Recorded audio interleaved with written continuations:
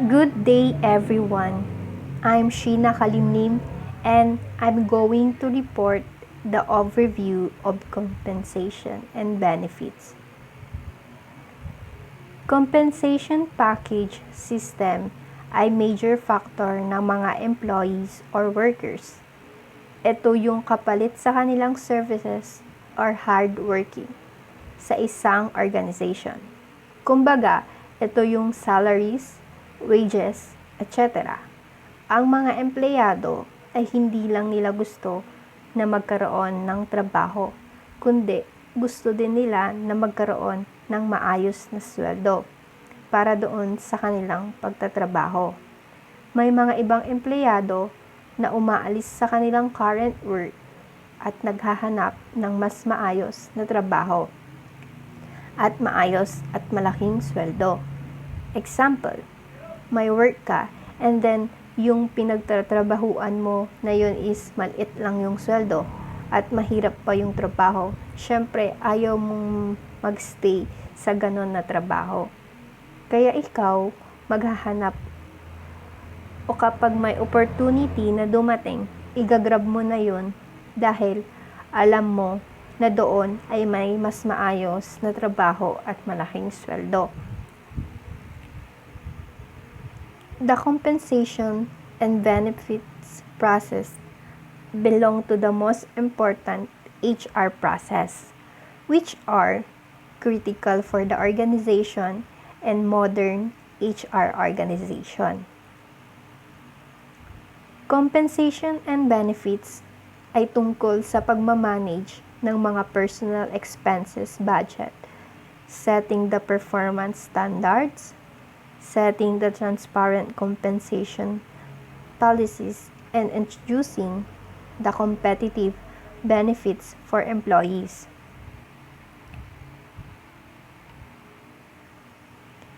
Compensation, it is a regard to wage, a salary, programs, and structures. Example, salary ranges for job description, bonus-based, merit-based, and commission-based programs. Compensation is a payment to an employee para sa kanilang pagtatrabaho o pagkakaroon ng contribution sa isang organization. At ito yung mga common forms ng compensation: salaries, wages, and tips. Compensation is usually provided as base pay and variable pay. Base pay is the initial salary paid, hindi pa included dito yung benefits, bonuses, or raises. Employees' base pay can be early, rate, or weekly, monthly, or annual salary. Variable pay is based on the performance of the person. Kapag yung mga empleyado ay na-achieve nila yung goals o yung quota, ay pwede silang magkaroon ng bonus, incentive pay, or commission pay. Organizations usually associate compensation or pay ranges with job descriptions and the organization. The ranges include the minimum and the maximum amount of money that can be earned per year in that rule. Kapag ang organization ay mayroong effective compensation and benefits, their employees will motivate to do their job well at mas mamamanage pa ng organization ang performance ng kanilang mga empleyado. Employee benefits typically refers to retirement plans, health life insurance, disability insurance, vacation, employee ownership plans, or etc. So, pag sinabi nating retirement plans, ito yung tinatawag nilang pensyon na kung saan kapag ang isang employee ay nag-retire na, tatanggap siya ng tinatawag nilang pension. Sa health insurance naman is cover dito yung medical expenses like doctor visits, medication, tests, procedures ng isang employee. Sa life insurance naman is when one of the employees is namatay, the life insurance benefits will provide payments to the employee's family to cover funerals and ongoing living expenses. So sabi dito, benefits are increasingly expensive for businesses to provide to employees. So the range and options of benefits are changing rapidly to include, for example, is flexible benefit plans. So pag sinabi nating flexible benefit plans, this is allowing the employee to choose the benefits they value the most or how their benefits are distributed. Sabi dito, benefits are a form of value other than payments that provided to employees in return for their contributions to the organization that is for doing their job. The prominent example of benefits are insurance like medical, life, dental, disability, unemployment and workers' compensation, vacation pay, holiday pay, and maternity leave, or pension pay, profit sharing, stock options, and bonuses. There are two types of benefits. These are the tangible and intangible. So when we say tangible benefits, these are quantifiable and measurable. For example, na lang is the health insurance, life insurance, worker compensation, at iba pa. While intangible benefits naman is derived from how a person feels about their job. For example, is appreciation from boss, honor, likelihood for promotion, at iba pa. I am Adame Ferrer to continue with the compensation and benefits rule. The compensation and benefits processes introduce the transparency into human resources and rewarding employees for the achieved performance.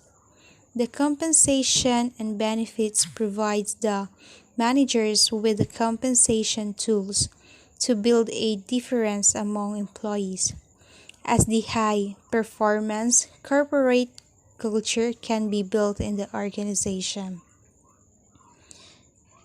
So here in the compensation and benefits rule, as a compensation and benefits specialist, you will be responsible for overseeing, managing, and administering our employees' rewards, perks, and benefits. Your role will be developing programs that to improve performance, engagement, and satisfaction of our employees. The compensation benefits designs new adjustments to the compensation strategy and the compensation policy as the organization does not lose its competitive advantage on the job market. Another topic is the compensation strategy. The compensation strategy is extremely important as the right compensation strategy helps to build the effective and competitive organization, and the wrong setting of the compensation strategy, which does not fit with the needs of the organization and with HR and business strategies, can destroy the organization within several years, and the organization suffers from decreased performance and not utilizing the full potential of employees. A compensation strategy lays out your organization point of view on how you will determine pay and benefits for employees. It aligns all of your compensation resources to your business goals, helps you decide where you want to compete, how competitive you need to be, and what you choose to reward. Hello everyone, I am Rhea May Almiliabas. Another topic is the compensation strategy. What is the compensation strategy? The compensation strategy is derived from the HR strategy and it defines the position of the organization on the job market, the level of the total cash, the main bonus principles in the organization, and the rules for the base salary setting. In short, it will lay out your organization to point of view on how you will determine the pay and the benefits for the employees. Additionally, it aligns all your compensation resources of your business goals, help you decide where you want to compete, how competitive you need to be, and what you choose to reward. So next is compensation strategy and HR strategy. We all know that the compensation strategy is one of the main supporting document for the HR strategy. It because the compensation strategy is closely monitored by the management of the organization and they ask for the progress of the implementation of compensation strategy on the regular basis. So first, the HR strategy has to be always designed and developed with having the respect to the situation, the compensation area in the organization. Also, the HR strategy always define the basics principle for the compensation scheme in the organization and the compensation strategy defines the details for the components and when and how they will be introduced or redesigned. So next is the compensation strategy importance. Compensation strategy is very important to help the organization to manage the principal expenses of the organization and it sets clear limits for the managers and employees. It provides the top management with the sincerity the personal expenses are under control and costs will not boom. So the goals of the compensation is to attract people at work for your organization and to retain people who are already working in the organization. So lastly, the compensation strategy can be used to increase the satisfaction level of employees, reward and recognition programs to inspire peak performance, achieve internal as well as external equity, and lastly, lessen turnover and boost company loyalty.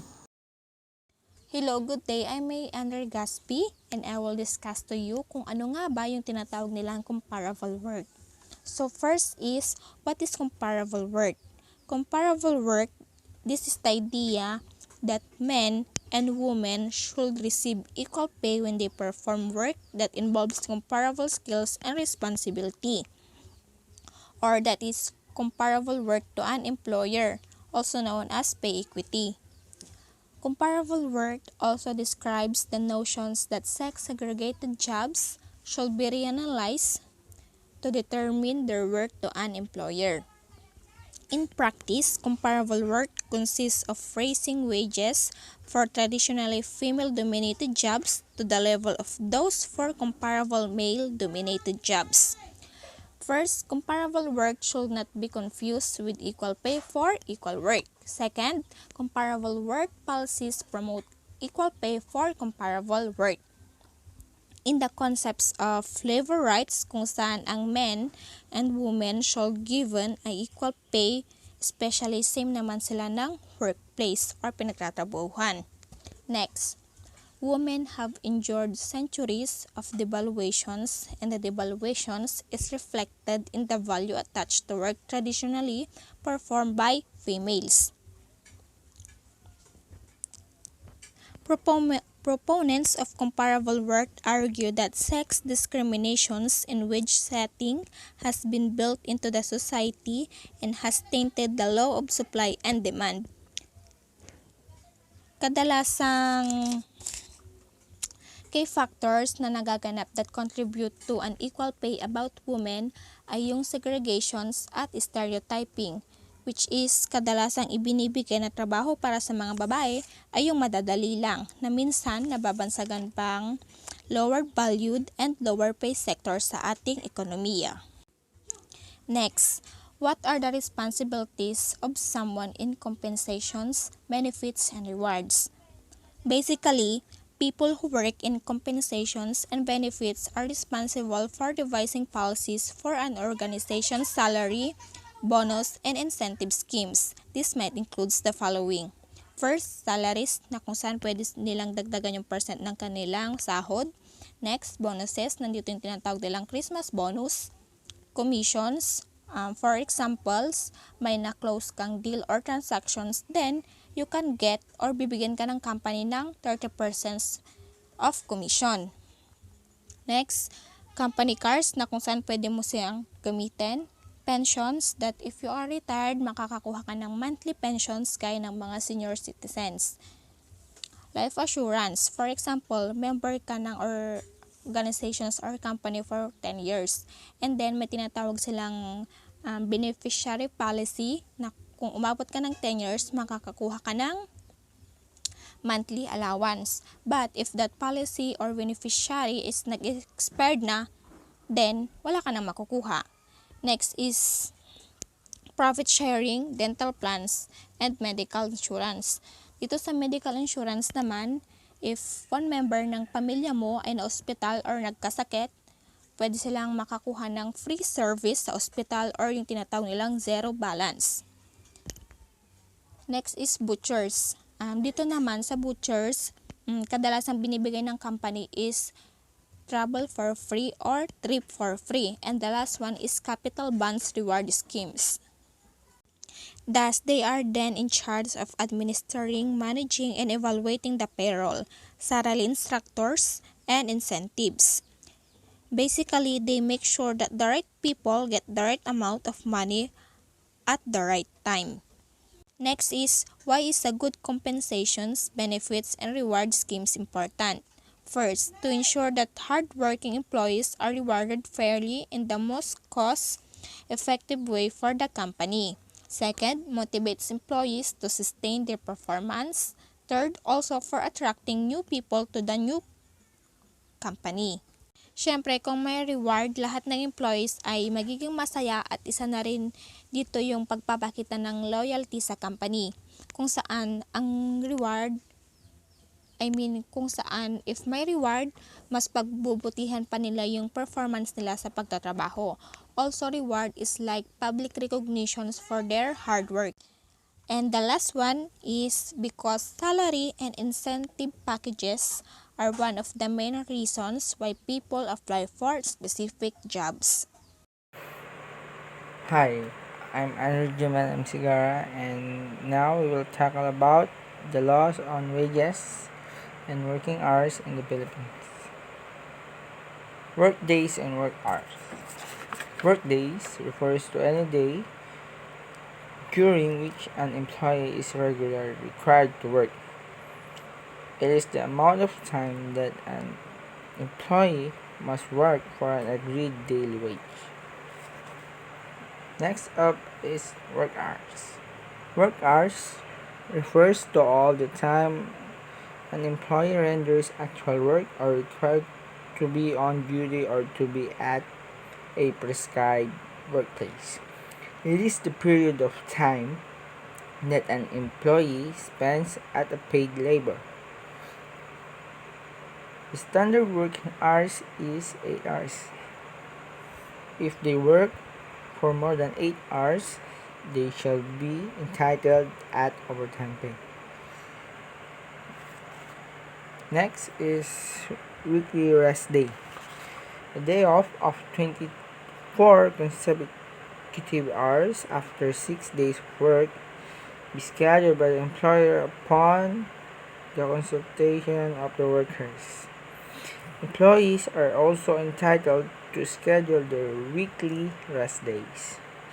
The purpose of it is to protect the health and the physical and mental integrity of the employees.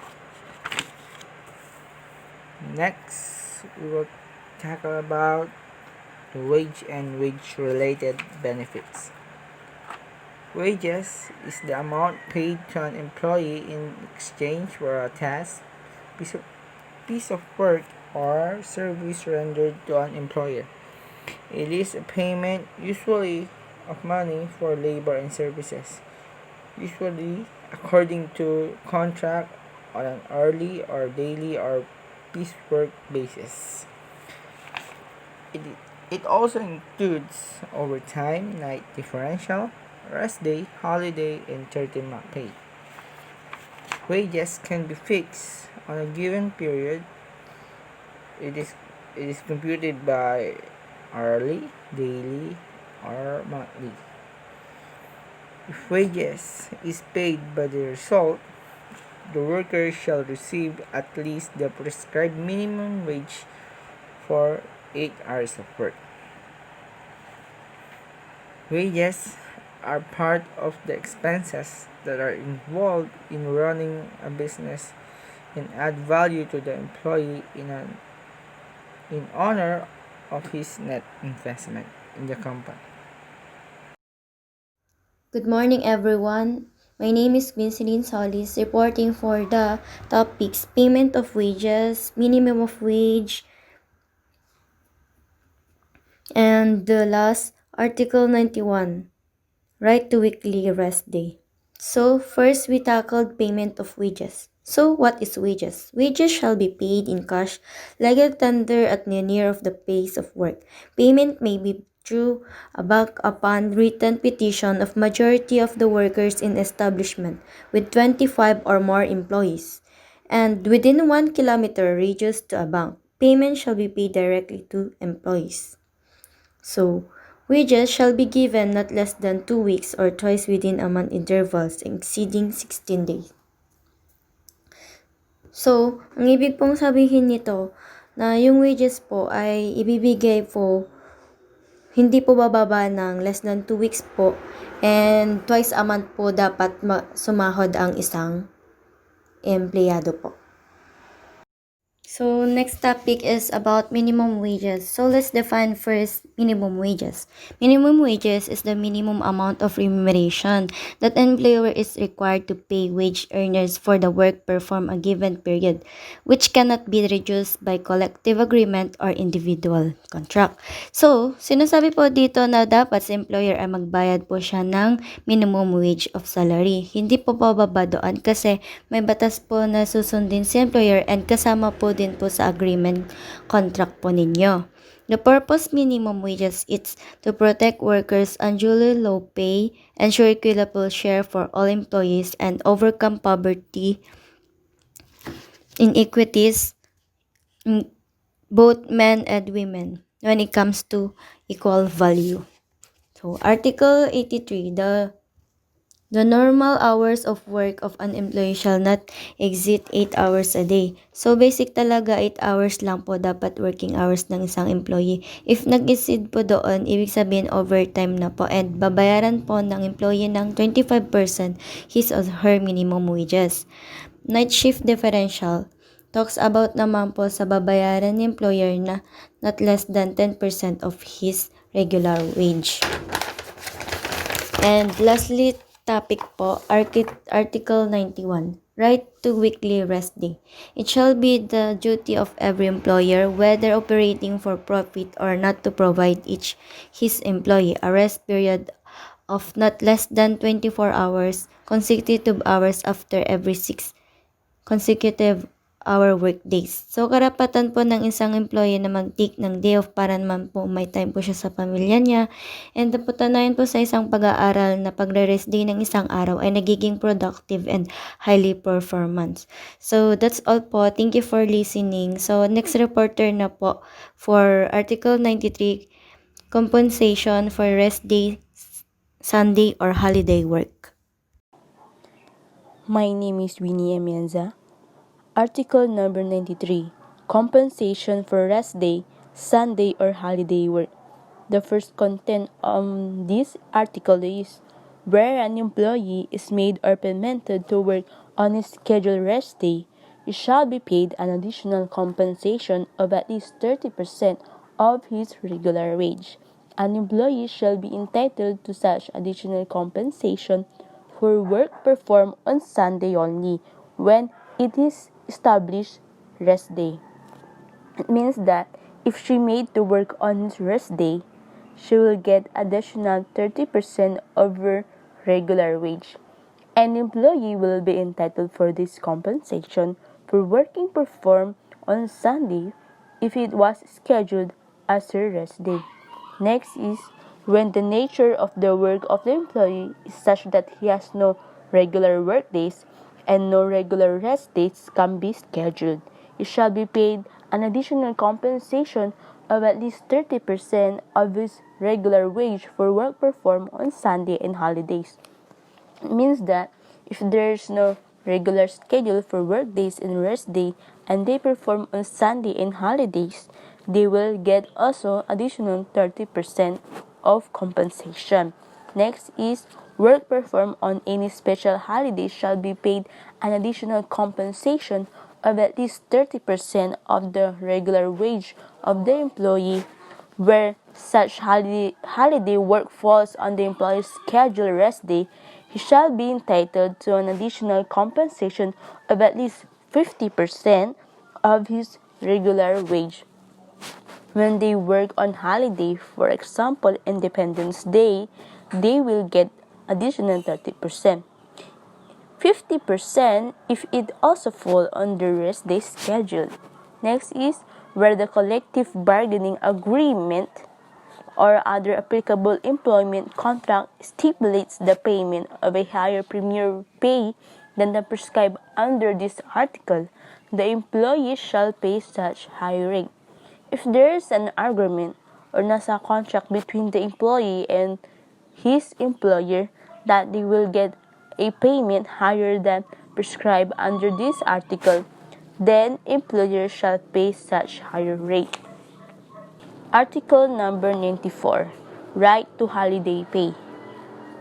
Every worker shall be paid his regular daily wage during regular holidays, except in retail and service establishments regular employing less than 10 workers. Article number 95. Right to service incentive leave. Every employee who has rendered at least 1 year of service shall be entitled to a yearly service incentive leave of 5 days with pay. Overtime pay. PD 442 is the legal basis for overtime pay, otherwise known as Labor Code of the Philippines. Overtime pay is an additional pay of 20% of the hourly rate for work done in excess of 8 hours. COLA, cost of living allowance, is excluded from the computation of overtime pay. How to compute overtime pay? All employees required to work beyond the normal 8 hours are entitled to overtime. Overtime pay rates depend upon the day the work is performed, whether it is ordinary working day, special day, regular holiday, or rest day. Here are the examples how to compute overtime pay. Ordinary day overtime, on rest day, on special holiday,